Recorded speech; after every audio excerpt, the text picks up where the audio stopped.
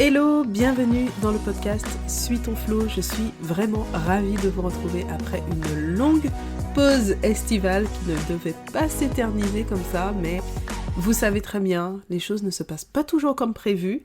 Et donc voilà, c'était le temps nécessaire pour cette reprise, mais ça y est, c'est reparti pour un tour, pour une nouvelle saison. Il va y avoir quelques changements, dont le fait de fonctionner par saison, parce que je me suis rendu compte que j'avais besoin d'une coupure chaque année, d'une vraie coupure, et puis quelques petites nouveautés que vous découvrirez au fur et à mesure. Par contre, ce qui ne change pas, c'est la thématique, toujours sur l'entrepreneuriat, avec toujours des thèmes autour de l'organisation, de l'administratif, et puis on s'éloigne un petit peu de temps en temps avec des sujets qui touchent plus à l'état d'esprit, toujours autour de la création, du fait de développer son entreprise et surtout dans les premiers pas. Donc ça ne bouge pas. Et sans plus de transition, on enchaîne tout de suite avec le sujet du jour. On va un peu mettre les pieds dans le plat avec ce sujet. Non, tu n'es pas obligé d'être expert. Parce que quand on crée son entreprise, une des premières questions qui se posent, c'est de savoir ce qu'on va proposer comme produit ou service. Bon, ça paraît évident vu comme ça, mais c'est une vraie problématique de trouver la bonne idée, en tout cas celle qu'on va développer et définir donc ce qu'on va vendre. Et très vite, on se retrouve face à une problématique. Est-ce qu'on est assez légitime, entre guillemets, pour vendre ce service? Donc ça, c'est surtout quand on se lance en tant que freelance. Une interrogation, donc voilà, très vite on entend parler du syndrome de l'imposteur, c'est-à-dire la tendance à ne pas se sentir légitime parce qu'on est trop jeune, pas assez jeune, pas assez qualifié, trop ceci, pas assez cela, enfin, il y a plein de raisons qu'on peut mettre derrière qui vont nous pousser à sentir qu'on n'est pas forcément à notre place, qu'on n'est pas forcément légitime à faire ce qu'on a envie de proposer. Et pour se donner confiance, pour convaincre donc soit les autres, soit soi-même de sa légitimité, ou simplement pour suivre les conseils marketing qu'on trouve un peu partout, on peut être tenté de s'annoncer comme expert. Peu importe le domaine, peu importe le niveau réel d'expérience et de compétences. Alors le problème, c'est qu'après on se retrouve avec des futurs entrepreneurs pleins de talent, mais qui n'osent pas se lancer parce qu'ils ne sont pas experts, ou au contraire des entrepreneurs qui démarrent, totalement inexpérimentés, mais qui s'affichent comme experts au risque de se décrédibiliser. Donc, être expert dans son domaine, est-ce que c'est une vraie nécessité pour entreprendre avec succès? Heureusement que non. Donc, voilà, porteur de projet ou entrepreneur en herbe, on va dire que je te dédie ce podcast pour remettre les choses à leur place et t'aider à te sentir un peu plus à l'aise dans tes baskets. Donc déjà, c'est quoi un expert, en fait? Donc, réflexe d'enfant, je sors mon bon vieux Robert. Et là, il dit, donc je cite, « Personne choisie pour ses compétences éprouvées et chargée de faire des examens, constatations ou appréciations de fait. » Bon, là, on n'est pas tout à fait dans ce contexte. Ou encore, qui a acquis une grande habileté par l'expérience, par la pratique. Là, on se rapproche un peu plus. Après, on a plein de synonymes. Exercer, chevronné, compétent, connaisseur, expérimenté, maître, spécialiste, virtuose, as, crack. Oula. Devenir expert en quelque chose, passer maître en quelque chose. Le but, évidemment, c'est pas de déballer tout le dictionnaire, mais disons que derrière un mot, il y a la définition brute, mais il y a aussi tout un sens, toute une connotation. Et quand on parle d'expert, on ne parle pas simplement d'avoir un peu plus de connaissances qu'une personne qui n'y connaît rien, qu'une personne lambda. Donc pour prendre un exemple concret, en tant que touche-à-tout, j'ai appris à gérer pas mal de choses dans mon entreprise, la création de contenu écrit, vidéo, ou comme là le podcast, la mise en place d'un système d'organisation, merci Notion, la création d'un site web, la communication sur Instagram, l'automatisation, la configuration de plein d'outils. Alors, est-ce que je pourrais me spécialiser dans une de ces activités et en faire mon métier? Oui, tout à fait. Est-ce que je deviendrai spécialiste de ce domaine à force d'apprendre, de pratiquer? Probablement aussi. Est-ce que forcément et rapidement, dès le jour où je me lance, je pourrais être qualifiée d'experte? Non. Non. C'est pas parce que je pratique certaines choses que je suis experte dans ces domaines. C'est comme si on ne faisait pas la différence entre un comptable, donc n'importe quelle personne qui exerce un travail en comptabilité, et un expert comptable avec son bac+8, ses fonctions et la responsabilité qui va avec. C'est pas la même chose. Et voilà, c'est pareil dans tous les métiers. Alors oui, on n'a pas la même responsabilité derrière, ok, mais dans tous les métiers, il va y avoir des personnes plus compétentes que d'autres, plus professionnelles que d'autres aussi, c'est aussi une réalité, plus expérimentées que d'autres, etc. Et c'est normal. On ne vit pas dans un monde où tout le monde est expert. Ça n'existe pas ce monde-là, et tant mieux, il y en a pour tout le monde, à tous les niveaux, et tout ça c'est complémentaire. En plus, appuyer son entreprise sur son expertise, surtout au niveau du marketing, en fait, ce n'est qu'une manière de se positionner, ce n'est pas la seule manière. Ton client potentiel, qu'est-ce qu'il veut? Quand tu fais appel, toi, à un prestataire dans ta vie de tous les jours, ou quand tu achètes un produit, qu'est-ce que tu recherches? La réalité du quotidien, c'est que quand tu vas acheter ton pain, tu ne mets pas dans tes critères, en tout cas c'est rare, que tu mettes dans tes critères que ça doit être le meilleur boulanger de France ou qu'il ait un talent particulier.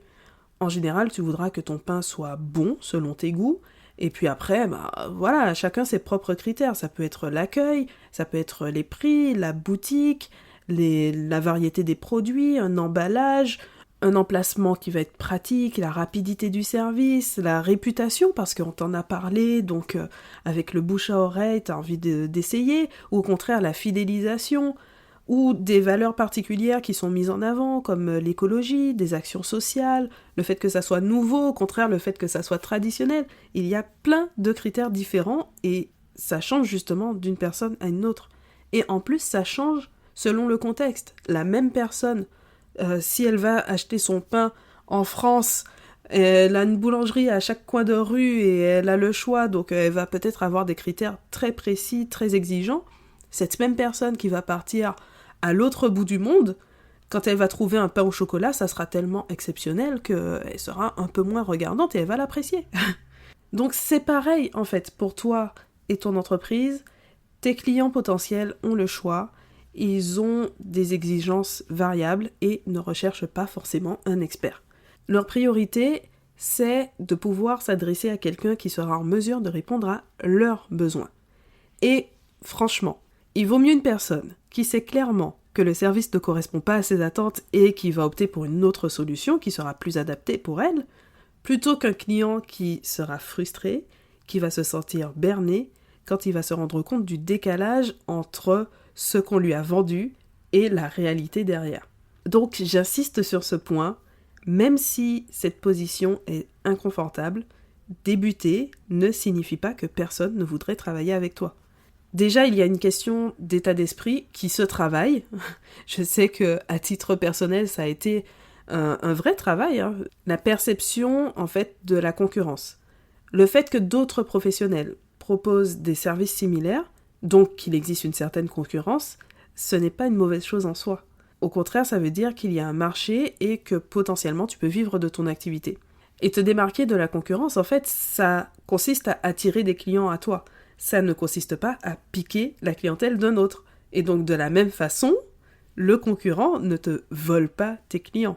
Il y a des clients qui choisiront d'aller vers toi ou vers quelqu'un d'autre. Et donc, tu n'as pas besoin d'être le meilleur, la meilleure dans ton secteur à partir du moment où tu veilles, bien sûr, à produire un travail de qualité. Tous tes clients potentiels ne vont pas comparer l'ensemble des entreprises avec qui elles pourraient travailler avant de faire leur choix.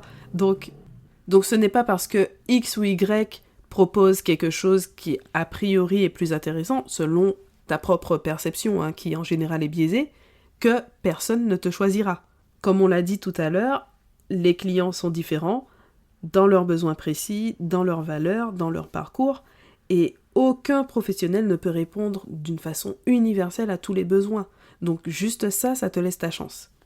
Pour prendre un autre exemple, c'est comme quand on parle des logiciels. Alors oui, il y a des logiciels qui vont avoir beaucoup plus de clientèle, beaucoup plus de visibilité, de renommée, etc.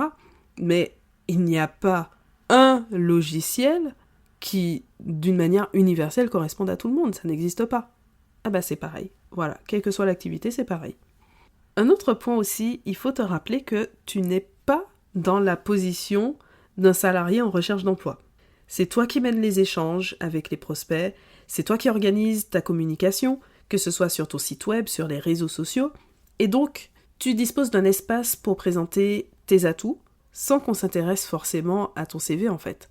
Et donc les clients potentiels, pour savoir si tu peux répondre à leurs besoins, ils vont se fier à l'image que tu renvoies, aux échanges, à ton site web, à la façon dont tu démontres que tu as telle ou telle compétence, aux témoignages, aux bouche à oreille, à ton portfolio. Et d'ailleurs, ce portfolio, là, tu peux dire, oui, mais en même temps, j'ai pas encore eu de clients ou j'en ai eu très peu, donc je peux pas montrer grand-chose. Mais tu peux très bien présenter des projets fictifs. L'important, ce n'est pas que ça corresponde au projet de tel ou tel autre client. L'important, c'est de pouvoir montrer ce que tu sais faire. Imagine que tu recherches un graphiste. Tu tombes sur le site web d'un premier graphiste qui t'embarque dans son univers de création, il t'explique le déroulement d'un projet pour que tu comprennes le rôle de chacun, que c'est un esprit collaboratif, et il te montre des exemples de projets sur lesquels il a travaillé. Ensuite, tu découvres un deuxième site. Cette fois, le ton est plus neutre, sans éléments qui te permettent vraiment de te projeter dans une éventuelle collaboration, mais avec un beau CV, quelques très belles références. Est-ce que tu vas te demander si le premier graphiste est débutant et le bannir d'emblée ? Probablement non. Il est probable que tu ne te poses même pas la question en fait. Est-ce que le deuxième graphiste va forcément remporter tes faveurs parce qu'il semble plus expérimenté et plus cher ? Probablement pas non plus. Et puis ça paraît évident, mais toutes les personnes qui sont expérimentées aujourd'hui, elles ont bien démarré un jour. C'est évident, mais c'est quand même rassurant. Donc en pratique, plutôt que de t'auto-proclamer expert, ou au contraire que ça te bloque littéralement pour te lancer, tu as plein de moyens qui peuvent te permettre de mettre en valeur tes services et de développer ton activité sans tomber dans cette surenchère. La plus évidente, ça va être de miser sur les éléments de différenciation. Par exemple, dans le contenu de tes prestations, un service supplémentaire, une personnalisation plus poussée, ou encore dans les valeurs que tu vas mettre un peu partout dans tes services, comme une politique de développement durable, ou dans la relation client qui va permettre de faire le match entre tes clients et toi. Voilà, il y a plein d'éléments comme ça que tu ne vois pas forcément comme uniques, et pourtant qui peuvent être notés comme des différences avec telle ou telle concurrence. Donc ça veut dire que tu peux en faire de vrais atouts. Un autre exemple, c'est la question de se spécialiser ou pas. Donc ça, c'est une question qui revient souvent chez les freelances, surtout en début d'activité. Et évidemment, comme toujours, il n'y a pas de bon ou de mauvais choix, mais deux stratégies différentes. Donc l'idée là, c'est de prendre conscience que c'est un véritable élément de positionnement sur lequel tu peux jouer. Parce que soit donc tu penches du côté de la polyvalence et à ce moment-là tu es un vrai couteau suisse avec des compétences transversales, soit tes compétences sont très ciblées avec, dans les deux cas en fait, l'objectif de coller au mieux aux besoins de ton client. Donc, quelle que soit la stratégie que tu choisis, tu peux capitaliser en fait sur le développement de tes compétences. En étant curieux, en te formant, en pratiquant, ça va faire que tu vas développer de l'expérience, mais aussi de nouvelles compétences ou des compétences plus poussées qui vont venir compléter ton bagage. Et tout ça, c'est quelque chose que tu peux valoriser. Et parfois, même le fait d'être encore débutant, ça peut finalement t'aider parce que tu vas apporter un regard neuf ou parce que tu vas avoir plus de flexibilité et être prêt à te former en fait pour mieux correspondre aux attentes d'un client. Ensuite, on a la question du tarif. Ça aussi, c'est une question très importante, surtout quand on démarre. Et donc la première chose à bien comprendre, c'est que ton tarif, ce n'est pas seulement une question de temps de travail. Tu vas aussi valoriser la qualité de ta prestation, toutes les spécificités que tu vas avoir, des compétences particulières, surtout si elles sont rares, le bénéfice que ton client va tirer de ta prestation, ton expérience, etc. Donc quand on fixe ces tarifs, c'est une équation qui va englober pas mal de paramètres. Et en plus, on va ajouter un facteur psychologique. Donc un facteur psychologique pour ton client parce qu'il va associer une certaine valeur au prix qu'il aura en face de lui, mais aussi pour toi parce que tu auras du mal à vendre sereinement, à te sentir à l'aise avec le prix que tu affiches si tu le gonfles simplement parce qu'on t'a dit qu'il fallait afficher des prix élevés. Donc c'est difficile, mais tu vas devoir trouver un équilibre pour d'un côté ne pas sous-vendre tes services et en ressortir frustré, voire épuisé avec une activité qui peine à être rentable alors que tu fais beaucoup d'heures de travail. Donc ça, c'est vraiment quelque chose à éviter. Et d'un autre côté, pour te sentir en cohérence avec les tarifs et qu'ils reflètent la qualité de prestation que tu peux vraiment offrir. D'où l'intérêt de rester honnête et de ne pas t'inventer une expertise que tu n'as pas encore. Donc voilà, ne pas te dévaloriser, mais ne pas non plus tomber à l'inverse dans la surenchère pour pouvoir toi te sentir à l'aise, et ça fait juste ça, ça peut faire que tu vas vendre mieux, que tu vas être beaucoup plus à l'aise dans la présentation de tes offres, beaucoup mieux convertir, parce que c'est cohérent en fait pour toi. Et après, de toute façon, rien ne t'empêche d'augmenter tes tarifs. Enfin, mon dernier conseil, c'est de faire la différence entre ce qui t'inspire et t'aide à progresser et ce qui te donne trop de pression ou le sentiment de ne pas être à la hauteur. C'est tout particulièrement vrai avec les réseaux sociaux. Donc mon conseil, c'est de mettre des œillères pour te préserver. Les réseaux sociaux, franchement, il n'y a pas à dire, c'est un merveilleux outil pour te faire connaître, pour développer ton réseau professionnel, pour échanger avec des clients potentiels, pour découvrir de nouvelles inspirations. Mais si tu n'y fais pas attention, ça peut aussi te nuire. Trop de comparaisons, et souvent avec des personnes qui ne sont pas du tout au même stade. Après, ça crée un sentiment d'infériorité ou d'illégitimité, une perte de motivation. On perd énormément de temps sur les réseaux sociaux. Quand on regarde le temps passé sur les réseaux, c'est juste effrayant. Et en plus, avec la magie des algorithmes plus d'autres facteurs, ça fait que tu risques de te retrouver enfermé dans une bulle, en quelque sorte, dans laquelle tu vois toujours les mêmes idées, le même type de contenu, les tendances, en fait, qui reviennent. Mais si tu ne vois plus que ça, au niveau créativité, ça risque d'être problématique pour toi. Donc, qu'il s'agisse des réseaux sociaux, des conseils des proches, pas forcément avisés, et même de personnes qui, au contraire, affichent une belle réussite, c'est important de te préserver en gardant suffisamment de recul.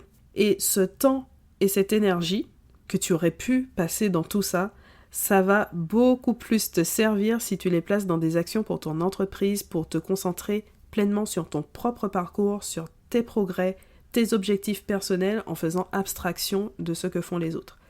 Plus facile à dire qu'à faire, mais il y a plein de petites actions qu'on peut mettre en place pour canaliser un peu ça, et avec le temps on se rend compte que le fait d'avoir l'esprit beaucoup moins pollué par ce que font les autres, par les réseaux, par les informations, ça crée une certaine sérénité, ça crée de l'espace pour pouvoir t'exprimer toi et suivre tes propres plans. Donc en conclusion, simplement, rappelle-toi qu'on démarre tous à un moment donné et que c'est à la fois inconfortable et stimulant. Donc, pas besoin d'inventer une expertise poussée pour mettre en avant tes services. Tu as forcément des atouts qui font que ton profil sera adapté pour répondre aux attentes de certains clients, et être toi-même et développer ton propre parcours, c'est déjà bien assez. Voilà pour cet épisode, j'espère qu'il t'a plu, qu'il va t'inspirer et t'aider à avancer. C'est vraiment ça l'objectif, c'est de t'envoyer de bonnes ondes pour avancer, lâcher tout ce qui peut te prendre la tête et juste suivre ta route. Si t'as plu, n'hésite pas à laisser une note, surtout si tu écoutes sur Apple Podcast, à le partager, à laisser un commentaire, bref, tout ce que tu peux faire qui va aider ce podcast à se développer et qui va m'aider à savoir les contenus que tu apprécies. Et on se retrouve très bientôt pour un nouvel épisode.